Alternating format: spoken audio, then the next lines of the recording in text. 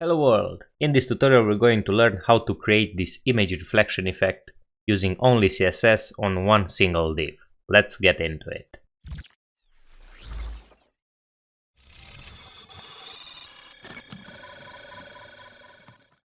Alright, so here we have an empty CodePen project, and as I said, for the HTML we're only going to have a div with a class of, let's say, BG.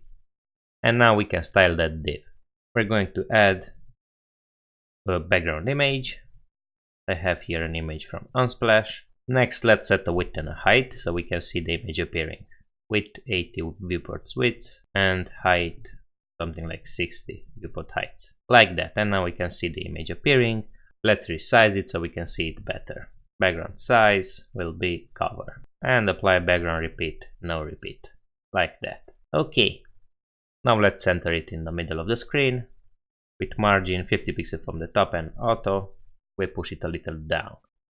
And now we have the image in the screen. You can see that it always covers the entire width and height of the div because of the background size cover property. One thing I'd like to fix is when it's on mobile, you can only see the left part here.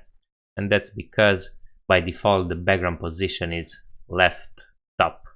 So let's change the background position to be right bottom, something like that. So now we can always see the man here in the boat.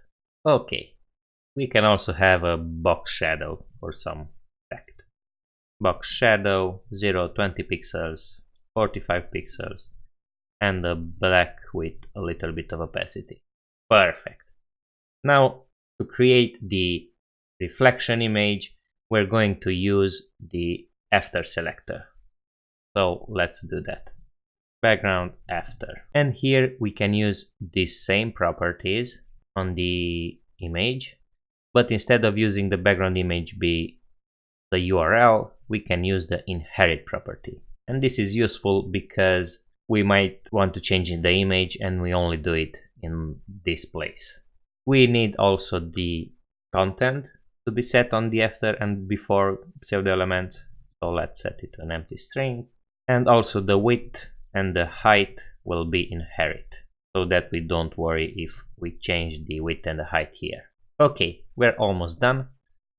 In order to see the image, we need to push it down because right now it's on top. So to do that, let's add a position relative to the parent and the position absolute here on the after pseudo element, and push it down with bottom, let's say -100%.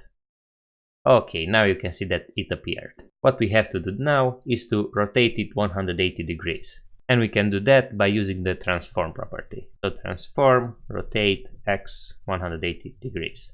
And now you can see nicely how it rotated and it looks like a mirror. Let's push it down a little bit more, so 101%. So you can see already that we have the copy of the image and it's rotated and it's like a reflection. So we're almost done. The last thing to do is to add a white linear gradient on top of the bottom image so we can make it disappear a little bit. And that's what we're going to do on the background before pseudo element. So let's do that. We're going to have a background image here be a linear gradient, which will go from the top with a color of white with a little bit of opacity until the 60% will be white, and then until 100% will be white also.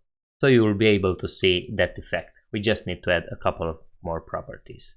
The content, as I said, it's required, then position absolute, and bottom to be -101%, like we have on the after. And we can copy over the width and a height. But now the white linear gradient is under the image. So to bring it forward, we're going to use the z-index 100 property. And now you can see something happened. We have, as I said, the white linear gradient. It's just in the wrong direction. So let's change this to bottom. Okay, so that's it. Now we have an image on top, an image here as a reflection, and then on top of it we have this white gradient which covers it and makes it look more real.